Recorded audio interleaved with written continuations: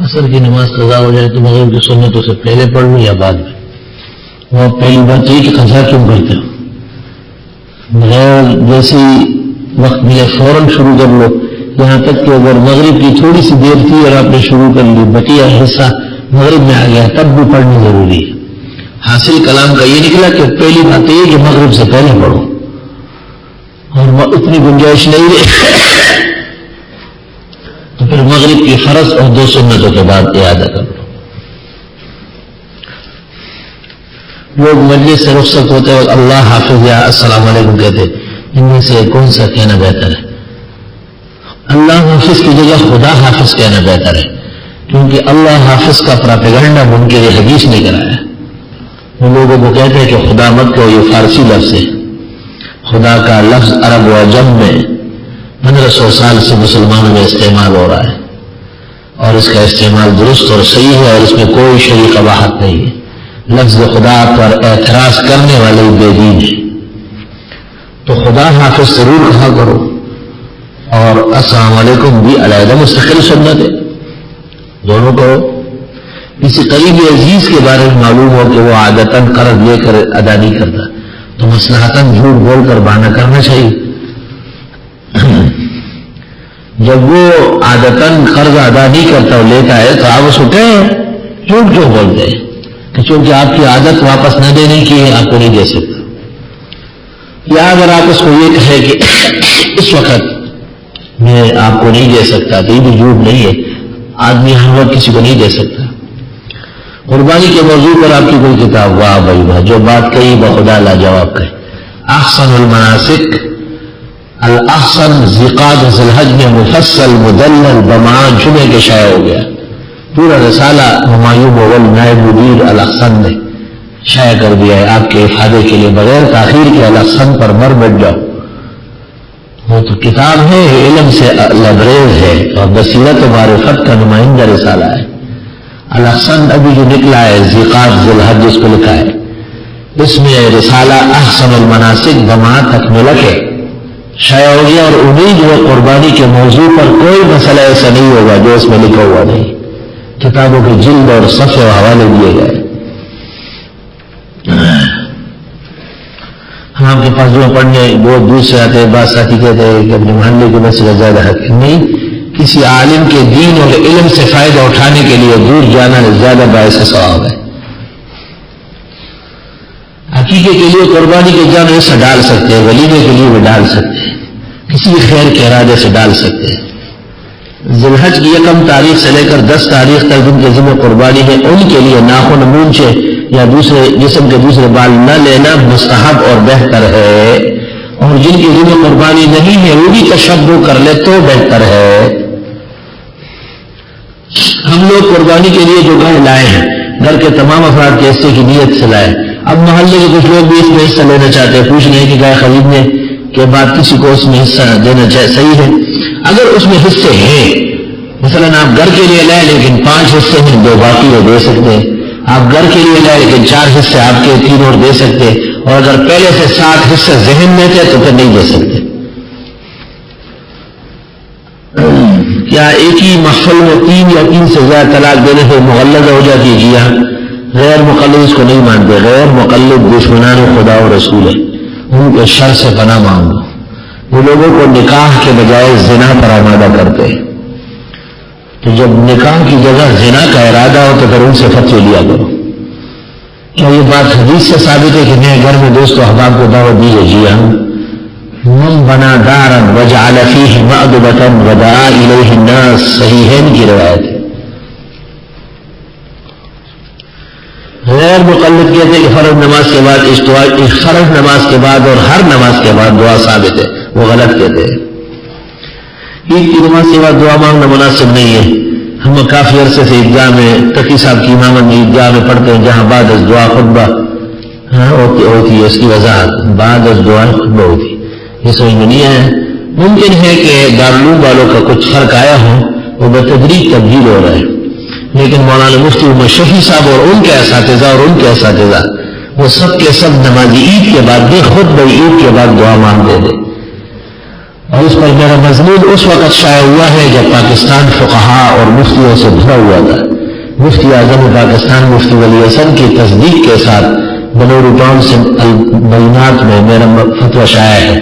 حضرت بنوری نے اس پر لکھا ہے. حضرت مولانا مفتی ولی حسن نے حضرت بنوری کے بارے میں لکھا کہ آج سے 15 سال پہلے راکب کی موجودگی میں حضرت بنوری نے نماز عید پڑھائی اور عید کے بعد خطبہ دیا اور خطبے کے بعد دعا مانگی. مفتی اعظم ہند مولانا مفتی کفایت اللہ صاحب نے بھی خطبے کے بعد دعا کو بہتر کہا ہے. مولانا مفتی رشید صاحب نے بھی احسن الفتاوی میں خطبے کے بعد دعا کو بہتر کہا ہے. مولانا اشرف علی صاحب نے بھی بہشتی زیور میں خطبے کے بعد دعا کو بہتر کہا ہے. مولانا ظفر احمد صاحب عثمانی نے امداد الاحکام میں خطبے کے بعد دعا لکھی ہے. 2-4 عبارت ہے جو اس کے خلاف ہے، اس کا جواب میں نے اس شمارے میں دیا ہے. یہی شمارہ جو آ گیا ہے غالباً اسی میں آ گیا ہے، ذیقعد ذی الحج خزانہ ہے. مفتی عبدالستار ملتان والے نے میری اس تحریر کا جواب لکھا تھا کہ نماز کے بعد دعا کی جائے اور خطبے کے بعد نہیں کی جائے. تو اس کو انہوں نے خود کہا تھا کہ پھر لوگ چلے جاتے ہیں تو وہ خطیب صاحب اعلان کرے. اعلان سے کام نہیں ہوگا. خطیب صاحب پوچھے کہ گلیوں میں صفائی کرے کہ جو خود نہ سنے جا رہے ہیں خطیب کی حماقت کی وجہ سے کہ اس نے درمیان میں دعا مان کر کے یہ تو خود خطبے سے لوگوں کو رخصت کرنا ہے. میں نے لفظ بلفظ حرف بحرف مفتی ملتان کا رد لکھا ہے. آپ تسلی سے اس کو پڑھے، انشاءاللہ دل خوش ہوگا. ان لوگوں کی کمزور ذہن کا اس سے اندازہ لگائے کہ یہ اور نمازوں پر قیاس کرتے ہیں کہ جیسے اور نمازوں کے بعد آدمی دعا مانگ کے پھر اپنی نمازیں پڑھتے، تو اور نمازوں کے بعد تو اجتماعی عمل شریعت کی طرف سے نہیں ہے، بلکہ بہتر یہ ہے کہ سنت لوگ گھروں پہ پڑھ لیں. لیکن عید کے بعد تو مستقل سنت خود میں باقی ہو. آپ کیسے دعا مانگ کر کے لوگوں کو رخصت کر رہے ہیں؟ ہمارے نزدیک دلائل دین کی روشنی میں نماز عید کے بعد دعا مانگنا خطبے سے پہلے سراسر غلط، فقہ اور حدیث سے انحراف، سلف صالحین کے عمل سے متصادم، اور خطبے کے بعد دعا مانگنا ہر ایک بار سے خیر و برکت کا باعث. اسی کی مکمل وضاحت دوبارہ آ گئی ہے اور اس کا عنوان ہے ایک ذمہ دار دارالفتاء کی ایک تحریر کا علمی جائزہ. ورثے میں قرآن چھوڑنے سے کیا مراد ہے؟ جیسے مرنے والے کے تمام اعمال منقطع ہو جاتے ہیں مگر نیک عالم حافظ اولاد وغیرہ باقی رہتے. ایک مسجد میں پمفلٹ تقسیم ہوئے کہ ورثے میں قرآن چھوڑ کر جاؤ. مطلب یہ کہ آپ اپنی زندگی میں قرآن شریف خرید کر پڑھنے والوں کو دے دیں، جب آپ مر جائیں گے تو آپ کو ورثہ ثواب ملے گا. اور اس کو کون سی بات ہے؟ عید الاضحیٰ کو نماز سے پہلے کچھ نہ کھانا سنت ہے. معلوم یہ کرنا کہ یہ صرف صاحب قربانی کے لیے، صاحب قربانی کے لیے سنت ہے. جو دوسروں کو گوشت کے انتظار میں اس غریب کے لیے کہاں سنت ہے. اگر گائے کے ساتھ حصے میں صرف ایک حصہ آپ کے لیے خاص کر جائے گا. ایک عورت اپنے بیٹے کے ساتھ حج پر روانہ ہوئی اور پیچھے اس کے شوہر کا انتقال ہو جائے تو وہ عورت عدت پوری کرے. فقہا نے تو یہی لکھا ہے کہ عدت کی وجہ سے حج سے رہ جائے گی، لیکن اس وقت حج اپنے اختیار میں تھا. اس زمانے میں جانا اختیار میں نہیں ہے، اس لیے عدت واجب ہے اور حج فرض ہے. لہذا حج کے لیے چلی جائے، عدت کی ضرورت نہیں، عدت رفع ہو جائے گی. ایک فیکٹری کے اوپر مسجد بنی ہوئی اور نیچے حال میں جماعت کے ساتھ نماز پڑھتے ہیں، درست اور صحیح. گھر کے افراد کے 5 حصے پورے ہیں، باقاعدہ سے نانا دادا کے مخصوص کر رہے ہیں یا حضرت صلی اللہ علیہ وسلم کے لیے جس طرح کرنا چاہے درست ہے. آپ سے معلوم یہ کرنے کہ آج کل جو اجماع اجتماعی قربانی نظام کے لیے کرائی جا رہی ہے، اس میں رقم دینا درست ہے. واجب قربانی کا نہ دے، پتہ نہیں وہ کریں گے یا نہیں. البتہ نفلی قربانی دے سکتے ہیں، واجب قربانی خود کر لے. ایک سے زیادہ قربانی اگر نفلی ہے. میرا بھائی بینک کا ملازم ہے تو بھائی کے ساتھ قربانی کا حصہ ڈالنے سے میری قربانی ہو جائے گی. بینک کا ملازم نہ کافر ہے نہ مطلق حرام خور ہے، صرف ایک نامناسب کام میں لگا ہوا ہے. بینک کی ملازمت اور بینک کے ملازمین کو اسلام سے نکالنا کوئی دین کی خدمت نہیں ہے. ان کے ساتھ قربانی کرنا درست جائے گے. بہتر ہوگا کہ اس کو کہے کہ وہ قربانی کے لیے قرض رقم لے لے یا وہ رقم ڈالے جو غیر شکی ہو. کیا گھر میں عورتوں کو بلانا اور درود شریف کا محفل کروانا، خود محفل کرنے والے کو نہ نماز اور جماعت کچھ بھی نہیں؟ تو جواب تو آپ نے خود دے دیا کہ وہ ایک رسم کر رہا ہے. تاہم عورتیں جب گھر میں جمع ہوگی پردے اور حجاب کے ساتھ اللہ کا نام لے کے ذکر اور ورد کرے گی تو اس سے منع نہ کیا جائے. ٹیلی ویژن اور VCR اور بازاروں میں پڑھنے سے منع کیا جائے. اچھے کام اور برے کام کے درمیان فرق کر لو. دوران نماز اگر موبائل آ جائے تو بند کرنا چاہیے ایک ہاتھ سے. اور اللہ تہجد کی نماز پڑھتا ہوں، مسئلہ یہ پوچھنا ہے کہ عشاء کی وتر تہجد کی نماز سے پہلے نہ، تو وتر تو ہے ہی تہجد کے بعد، اور اگر وتر پڑھ لیے تو صبح ساجد تک کوئی نفل نماز نہیں پڑھ سکتے۔ عید کے دن کے بعد کتنے دن تک تکبیر کہنا چاہیے؟ عید کے دن کے بعد، عید کے دن کے بعد تکبیرات تشریق تو 9 ذی الحج کی صبح فجر سے شروع ہو جائے گی، اور 13 ذی الحج کی عصر تک 23 نمازوں میں پڑھنا واجب ہے، جماعت کے ساتھ بھی، اپنی نماز میں بھی خواتین پڑھے گی، البتہ آہستہ آواز۔ 9 ذی الحج ہمارے چاند کے اعتبار سے کہ فجر سے ہر عاقل بالغ مسلمان نماز سے فارغ ہوتے ہی بلند آواز سے اللہ اکبر اللہ اکبر لا الہ الا اللہ اللہ اکبر اللہ اکبر وللہ الحمد پڑھنا ایک دو واجب ہے 23 نمازوں کے بعد 13 ذی الحج کی عصر تک۔ ہمارے گاؤں میں جب کوئی فوت ہو جاتا ہے تو اس کی قبر پر 40 دن تک روشنی جلا دو۔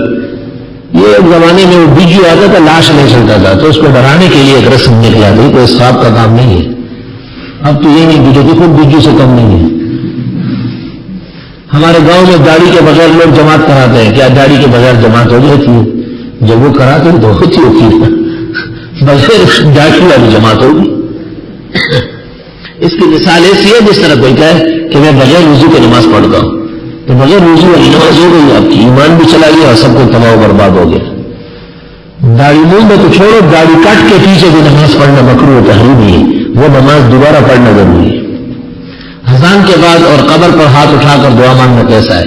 اذان کے بعد دعا میں ہاتھ نہ اٹھانا سنت ہے، اور قبر کے اوپر مردے کے لیے ایصال ثواب کے لیے ہاتھ اٹھا کر دعا مانگنا افضل و بہتر ہے۔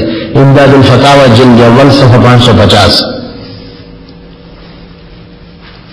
آج کل حدود شریعت کے مطابق بحث ہو رہی ہے، کچھ اس کو ختم کرنا چاہتے ہیں، کچھ ترامیم کے۔ اس کی وجہ کیا ہے؟ اس کی وجہ بے دینی۔ بے دین ہمیشہ دین کو ختم کرنے کے در پہ ہوتے ہیں۔ ایک بڑے عالم نے کہا کہ جب اعتقاد صحیح ہو تو پھر یا محمد یا رسول کہنا صحیح ہے، بس اس کو بھی آپ بڑے عالم کہتے ہیں۔ بڑا عالم اس کو نہیں کہ غلط باتیں کرے۔ صحابہ کرام اور تابعین اور مسلمانوں کا عمل نہیں ہے کہ وہ مخلوق کو دور سے بعد از مرگ یا کہہ کر کے پکارے، اس لیے یہ غلط اور ناجائز ہے۔ گریبان کا بٹن کھلے کا حوالہ کس کتاب میں ہے؟ شرح شمائل صفحہ 35۔ گریبان بند ہونے کا حوالہ بھی ہے بخاری شریف میں، لیکن وہ بخیل جہنمی کی نشانی ہے۔ خطبہ جمعے کے وقت علماء کرام جو جبہ پہنتے ہیں تو اکثر تخت سے نیچے رہتا ہے، تو اوپر کرا دینا کیا فرق پڑے؟ اوپر ہونا چاہیے، گنجی کے طریقے آتے ہیں ایسے۔ ایک امام صاحب رمضان میں تراویح کے بعد سورہ ملک روزانہ مقتدیوں کو سنتے ہیں، اور مقتدی سنتے ہیں تو آپ کو اعتراض کیسے ہوئے تھے؟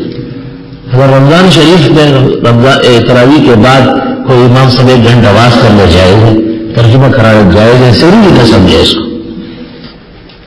ایک عورت جو اپنے بھائیوں کے گھر میں رہتی ہے تو اپنے شوہر سے جڑا ہے، اور اب شوہر کا انتقال ہو گیا، آپ کتنے ماہ عدت گزارے؟ اتنی عدت گزارے گی جتنے گزارنا چاہیے، 4 مہینے 10 دن۔ ہمارے محلے سے ایک 12 سالہ لڑکا ہے، ہوا اس کے ہسبینڈ کی بری حالت ہے، آپ سے دعا اللہ خیر وافیت سے لے آئے۔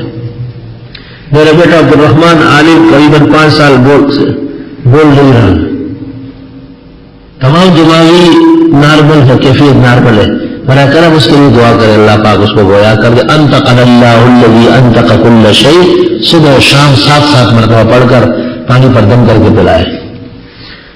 ہماری والدہ محترم بیمار ہے، اللہ صحت و شفا عطا فرمائے۔ جامعہ کا ایک طالب علم بیمار ہے، اللہ صحت و شفا عطا فرمائے۔ عبد الماجد حسن کا آج 2 بجے آپریشن ہے، اللہ صحت دے، شفا دے، زندگی دے۔ الحمدللہ رب العالمین، نستغفرک اللہم ونسألک السلام والعافیہ، لا الہ الا اللہ وحدہ لا شریک لہ، لہ الملک ولہ الحمد وعلی کل شیء قدیر۔ خدائے جن بیماروں کے لیے کہا گیا صحت شفا عطا فرما، جن اموات کا ذکر ہوا اللہ ان کی بخشش فرما، جن تکالیف کا بیان ہوا ہے اللہ دور فرما، مسلمانوں کی دعائیں قبول فرما، مراد عطا فرما، مشکلات حل فرما، تمام پریشانیاں دور دفع فرما۔ صلی اللہ تعالی